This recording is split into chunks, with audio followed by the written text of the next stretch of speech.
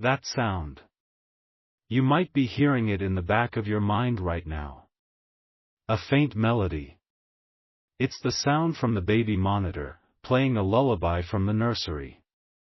But the baby is right here, sleeping next to you. Your heart skips a beat. You tell yourself it's a glitch, a crossed signal, a neighbor's device. But it is not. My child, that nursery is the room in your soul where your greatest dreams were put to sleep. And that lullaby is a divine alarm clock. It is a signal, meant only for you, that something that was declared dead is stirring. Something that was put to rest is beginning to wake up. This message has found you at the precise moment the music began to play. This is not an accident. You were guided to this screen, right here, right now, because the heavens are about to intervene in your life. The lullaby will play 3 times in the spiritual realm. The first is playing now. Before the third and final melody fades, a decision must be made by you that will alter the entire course of your destiny. Do not look away. Your attention in this moment is an act of prayer. The sleepers, the ones with closed ears, they will scroll past. They cannot hear the music. But you can. You have always been able to hear things others cannot. You feel things others do not. That is why you have always felt a little out of place, even in a crowded room. You carry a quietness inside you, a secret garden that no one else has ever been invited into. In that garden is a cradle. And in that cradle is the dream you had when you were a child, before the world told you to be realistic, to be quiet, to be small. The music you are hearing is coming from that cradle. You are the protector in your circle, are you not? You are the one who makes sure everyone else is safe, that everyone else's needs are met. You have spent a lifetime cradling the dreams of others. You have encouraged your friends, supported your family, celebrated the victories of your partners. You have been the steadfast, reliable one. But who, my child, has been cradling your dreams? Who has been protecting the fragile hope inside of you? I see you. I see you when you are alone, when the mask comes off. I see you looking back at an old photograph of yourself, a younger you with eyes full of a fire that you barely recognize anymore. I see you thinking about the path not taken, the song not sung, the book not written, the business not started. A deep and silent grief lives within you. A mourning for a version of yourself you were told you could not be. This is the source of that pain. It was not a failure on your part. You did not give up. My child, listen to me. Your dream did not die. It was put to sleep against its will. A lullaby of fear was sung over it by someone you trusted. This was a well-meaning saboteur. Someone who loves you, yes, but whose own fear was so great, they could not bear to see you risk disappointment. Think back. Who was it? A parent who told you to get a safe job. An older sibling who laughed at your ambition. A teacher who told you to be practical. They looked at your beautiful, wild, brilliant dream, and they were terrified. They were terrified you might fail. But they were even more terrified that you might succeed and leave them behind. So they did what they thought was best. They gently, lovingly, sang your dream to sleep. They told you it was for your own good. They told you that the world was a dangerous place for such beautiful things. And you, in your love for them, in your trust, you allowed it. The lullaby they sang was one of, someday. Someday when you have more money. Someday when you are older. Someday when things are more stable. But, someday was a cage. A comfortable, velvet-lined cage. And that lullaby became the bars. The lullaby now playing from the empty nursery is a different song. It is a song of resurrection. The universe has decided that someday is today. The spiritual lock on your dream is weakening. The divine grace is flowing toward you, and it is causing a vibration that has triggered this heavenly music. But the one who sang you to sleep will feel it too. They will sense the shift. They will feel you starting to wake up, and their old fear will rise again. They will try to reinforce the cage. They will call you. They will text you. They will show up with a new lullaby of doubt. Are you sure about this? Is this really the right time? I'm just worried about you. This is why the timeline is so critical. The first melody is fading. The second is about to begin.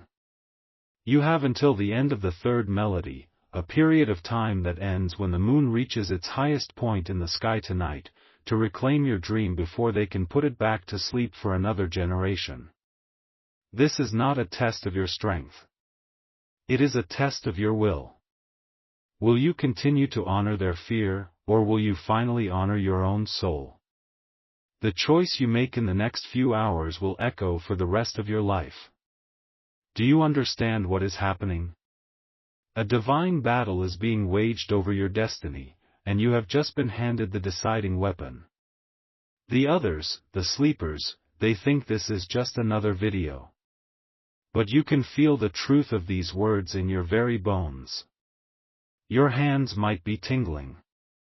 Your heart might be beating faster. That is your spirit recognizing its moment of liberation. It is saying, finally. It is time. The reversal of this curse of slumber is already in progress. The lullaby itself is the proof. Light is pouring into that forgotten room in your soul. The power of that old, fear-based song is breaking. And the one who sang it will now expose themselves. They will not do it with malice. They will do it through their concern. Within the next 72 hours, this person will say something to you that is so revealing, so profoundly telling of their own limitations, that you will finally see the truth. They might say, I just never had the courage to do something like that, and you will realize they were not protecting you, they were projecting their own regret onto you. They might say, I just want you to be safe, and you will finally understand that their definition of safety is a cage. This revelation will not be painful. It will be freeing. You will see them not as a villain, but as a wounded soul, and in that moment of clarity, you will be able to forgive them and release yourself from their influence forever. Their song will no longer have any power over you. Now, you must participate in this awakening. You must perform a physical act to anchor this spiritual reality. It is a simple ritual, but it is profoundly powerful. It is a way of telling the universe, and your own soul, that you are ready to be the caretaker of your own dreams. I want you to go to your kitchen. Find a glass, a clear glass. And fill it with the purest water you have. Not from the tap where the water is rushed and treated, but still water. From a bottle, a filter, or a jug. This still water represents the stillness and potential of your sleeping dream. Then, I want you to find a single grain of salt. Just one. Salt is a purifier and a symbol of covenant, of a sacred promise. Hold this single grain of salt in the palm of your hand and think of the dream. What was it? To be a painter? A healer? A traveler? A mother or a father? See it in your mind's eye. Feel the joy it brought you as a child. Let that feeling fill you up. Then, drop the grain of salt into the still water. Watch it dissolve. As it disappears, I want you to whisper the name of your dream into the water.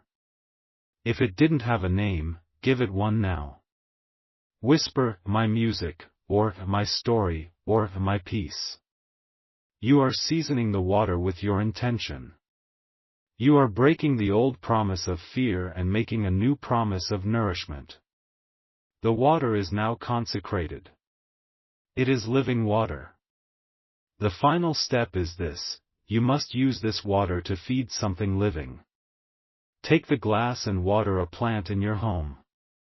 As you pour the water, you are physically feeding your dream, transferring your intention from the spiritual realm into the natural world. If you do not have a plant, take it outside and pour it onto the earth. At the roots of a tree, or in the grass. You are returning the dream to the earth, the source of all life, so it can grow strong and true. Do this before you sleep tonight. This act is your vote. It is your declaration of independence. It is you, finally, singing a new song over your own life. It tells the heavens that you are no longer waiting for permission. You are taking your power back. Hold on. Forgive me. The message is changing. A new frequency is coming through. It's more urgent. For those of you still here, this is for you. The information I just gave you is true, but it is a shadow of the deeper truth that is now being revealed. I am being shown something incredible about that lullaby. Something hidden. Something that changes the very nature of the blessing that is coming. The person who sang your dream to sleep had no idea what they were truly doing. They thought they were singing a simple song of caution. They were wrong. Now, place your hand over your heart. Can you feel it beating?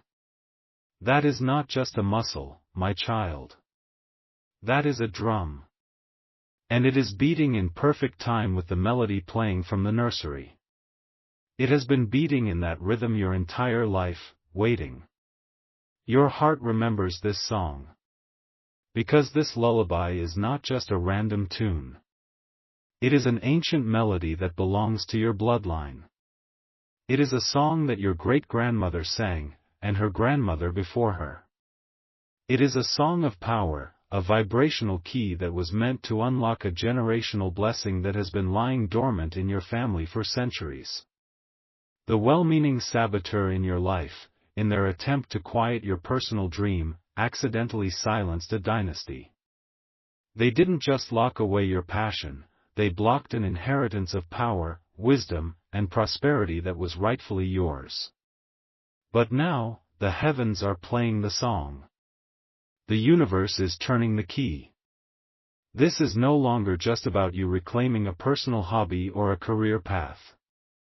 This is about you becoming the gatekeeper for a flood of blessings that will wash over your entire family line, past, present, and future. This is why the enemy fought so hard to keep you small. This is why the doubts were so loud. Because your awakening does not just change your life. It changes everything. The stakes have just been raised. The saboteur will feel this immense shift in power. They will feel the inheritance being rerouted back to you. Their concern will escalate into panic.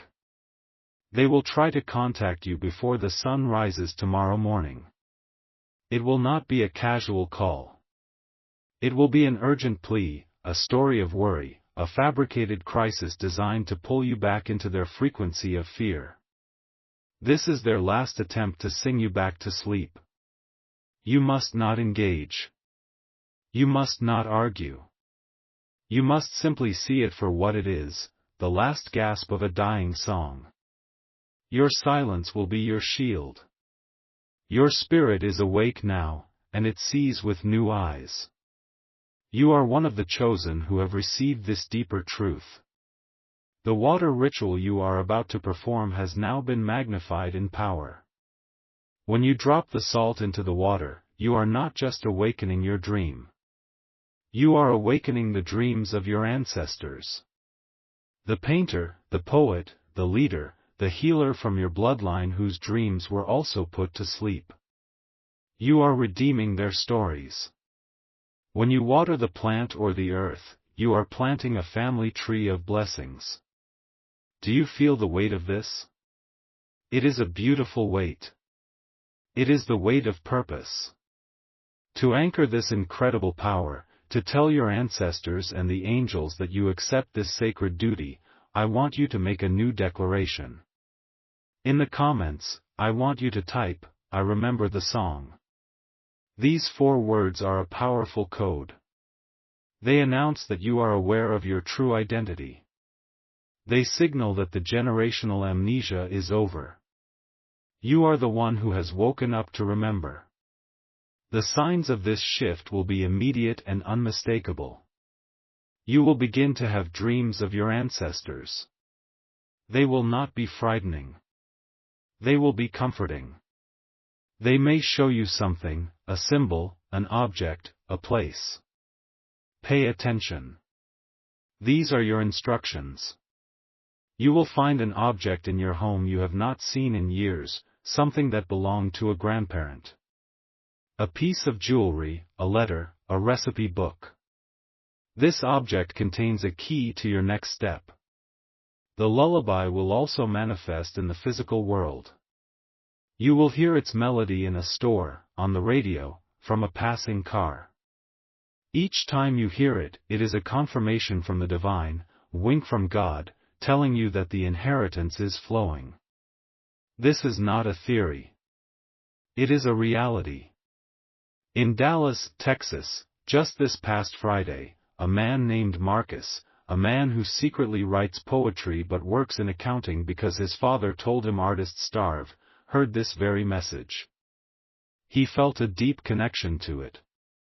He performed the water ritual, whispering my words into the glass. That night, he had a vivid dream of his grandfather, a man who passed away when Marcus was a boy. In the dream, his grandfather pointed to a loose brick in the fireplace of his old house. Marcus was so shaken, he drove to the old family home, which was now for sale. He told the realtor his story, and she, moved by his passion, let him inside. He went to the fireplace, found the loose brick, and behind it was a small, leather-bound journal. It was filled with his grandfather's poetry. He had been a celebrated poet in his local community, a fact his family had buried because they were ashamed of his impractical life. In the back of the journal was a letter from a publisher from 1968, offering his grandfather a book deal he had been too afraid to accept. Marcus called the publisher's office. The company was still in business.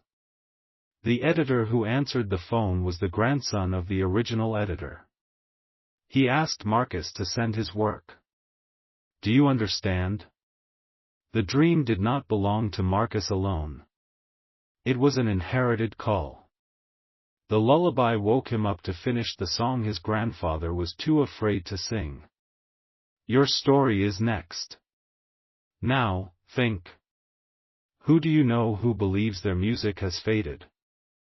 Who lives a life of quiet regret? A name is coming to your mind. That is the person you must send this message to. Be the one who awakens another. Send it without explanation. The melody will find them. Now go back. Listen to this entire message again from the start. The words will rearrange themselves. You will hear a secret, a promise, meant only for you, hidden within the prophecy. The lullaby is waiting. Your inheritance is waiting. It is time to sing along. Make your final claim. Type Amen to join your voice with the heavens and receive what is yours. Amen.